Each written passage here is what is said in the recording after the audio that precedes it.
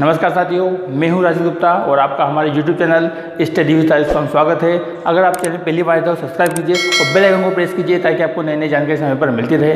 दोस्तों, जैसे कि आप लोग जानते हैं, हम ITI TO की तैयारी कर रहे हैं। जो उम्मीदवार मैकेनिकल ग्रुप से हैं, मतलब जिन्होंने मैकेनिकल में इंजीनियरिंग की हुई है, डिप्लोमा किया हुआ है, या fitter, welder, Turner, diesel mechanic trade से ITI किया हुआ है, वे सब हमारे चैनल के माध्यम से ITI TO की तैयारी कर सकते हैं। दोस्तों, आज का हमारा टॉपिक है हेक्सा। इस टॉपिक में हम देखेंगे कि हेक्सा क्या होता है, इसका उपयोग किस प्रकार किया जाता है, और इस टॉपिक में से 2016 में जो एग्ज़ाम हुई थी उसमें किस प्रकार का क्वेश्चन पूछा गया है। तो आइए हम देखते हैं हमारा एग्ज़ाम। दोस्तों, जब हम वर्कशॉप में किसी लोहे के टुकड़े को या पाइप को हमें काटना होता है तो उसके लिए हम आरी का उपयोग करते हैं, जिसे हम सामान्य भाषा में आरी कहते हैं। वही हमारा हेक्सा होता है। इसका उपयोग काटने में किया जाता है, इसलिए यह एक तरह का कटिंग टूल है। जो हमारा हेक्सा होता है वह हैंड कटिंग टूल होता है। क्योंकि इसका उपयोग हम हाथ के द्वारा करते हैं, तो यह एक हैंड कटिंग टूल होता है।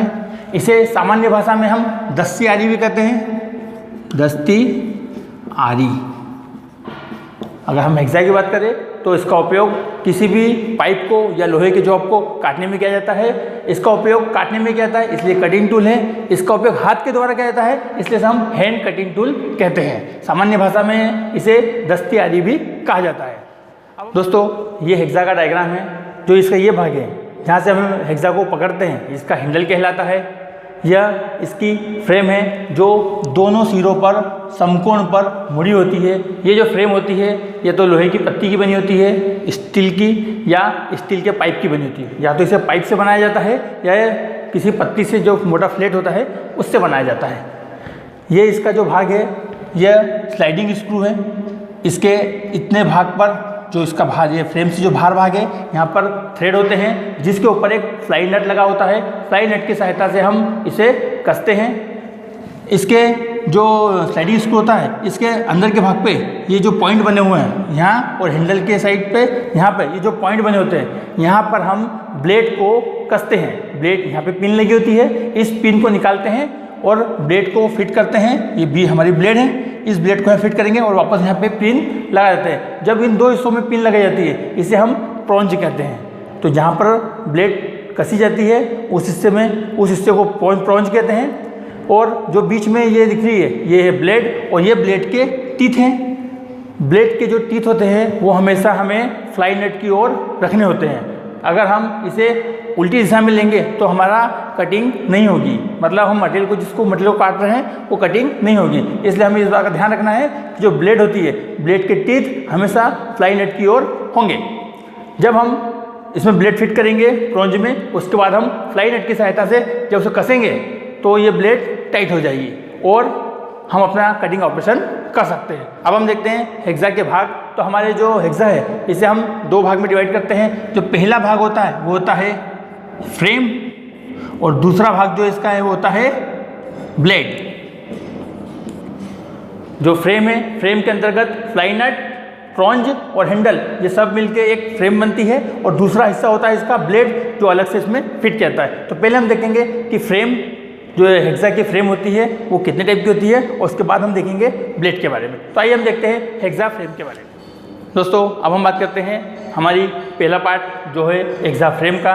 तो जो हेक्सा फ्रेम होती है वो दो प्रकार की होती है। पहली होती है हमारी ठोस फ्रेम, जिसे सॉलिड फ्रेम कहा जाता है, और दूसरी होती है समायोज्य फ्रेम, जिसे एडजस्टेबल फ्रेम कहा जाता है। तो पहले हम देखते हैं ठोस फ्रेम। अगर हम किसी भी लोहे की पत्ती को या फ्लेट को जिसके दो सिरे हम समकोण पर मोड़कर इस तरह से फिक्स कर दें ताकि इसकी लंबाई एक फिक्स लंबाई हो, जिसमें केवल एक ही लंबाई की ब्लेड का उपयोग किया सकता है। अगर हमारी जो फ्रेम है जिसमें केवल एक ही प्रकार की ब्लेड, जो एक ही लंबाई की ब्लेड होगी, उसका उपयोग किया जाएगा, तो उसे हम कहेंगे ठोस या सॉलिड फ्रेम। इसकी लंबाई को हम कम ज़्यादा नहीं कर सकते हैं। इसमें केवल एक ही प्रकार की, एक ही लंबाई की ब्लेड का उपयोग किया जाएगा। दूसरी हमारी है समायोज्य फ्रेम, जिसे हम कहते हैं एडजस्टेबल फ्रेम। जिसे इसका नाम है एडजस्टेबल, मतलब इसे हम लंबाई के अनुसार एडजस्ट कर सकते हैं। ये जो फ्रेम होती है यह स्टील के पाइप की बनी होती है। जैसे मान लीजिए कि ये पाइप दो पाइप है, तो यहाँ पर ये एक पाइप का टुकड़ा एक अलग हो गया, तो यहाँ पर एक नट लगा होता है और यहाँ पे कुछ होल होते हैं। इस नट को ओपन करके हम इसकी लंबाई को एडजस्ट कर सकते हैं। अगर हमारी 200 mm की ब्लेड है तो इसकी लंबाई हम 200 mm के लिए फिट कर देंगे।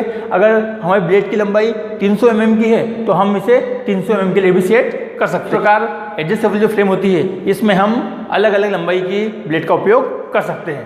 तो हमारे अगर सॉलिड फ्रेम है तो उसमें हम केवल एक ही प्रकार की ब्लेड का उपयोग करेंगे, मतलब एक ही लंबाई की ब्लेड का उपयोग करेंगे। और हमारी जो समायोज्य फ्रेम होगी जिसे हम एडजस्टेबल फ्रेम कहते हैं, इसमें हम ब्लेड की लंबाई के अनुसार इसे हम एडजस्ट कर सकते हैं। तो ये थी हमारी फ्रेम। अब हम देखते हैं ब्लेड।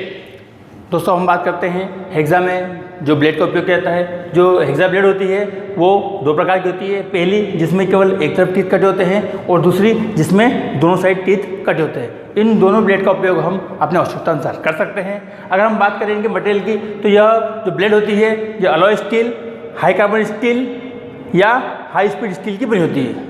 जो इनका मटेरियल होता है वो alloy steel, high speed steel या हाई कार्बन स्टील का होता है। अगर हम बात करें ब्लेड की लंबाई की तो यह ब्लेड 200 mm से 300 mm लंबाई में हमें मार्केट में उपलब्ध होती है। स्टैंडर्ड साइज है वो 200 mm से 300 mm साइज के बीच में होता है। तो हमारी जो ब्लेड है वो सिंगल साइड और ये डबल साइड, जिसमें एक तरफ टीथ है वो सिंगल साइड और इसमें दोनों तरफ टीथ हो वो डबल साइड। इसका मटेरियल की बात करें तो alloy steel, high speed steel या हाई कार्बन स्टील की बनी होती है। लंबाई की बात करें तो ये 200 mm से लेकर 300 mm लंबाई में उपलब्ध। हम बात करते हैं जो हमारी ब्लेड होती है इसके पिच के बारे में। तो जो ब्लेड के टीथ होते हैं, दो टीथ के बीच की जो दूरी होती है उसे हम पिच कहते हैं। हम पिच के आधार पर ही मटेरियल कटिंग के लिए ब्लेड का चयन करते हैं। अगर हमें किसी पाइप जो स्टील का पाइप होता है या ट्यूब होती है उसे कटिंग करना हो तो उसके लिए हम कम पिच के ब्लेड का उपयोग करेंगे। अगर हमें लकड़ी को काटना है तो हम उसके लिए जो ब्लेड यूज़ करेंगे उसका पिच बहुत ज़्यादा होगा। दोस्तों ये था हमारा आज का टॉपिक हेक्सा। इसमें हमने देखा है हेक्सा क्या होती है, कितने प्रकार की होती है, इसका उपयोग किस तरह से जाता है। अगर वीडियो अच्छा लगे तो लाइक कीजिए, कमेंट कीजिए और चैनल को सब्सक्राइब कीजिए। धन्यवाद।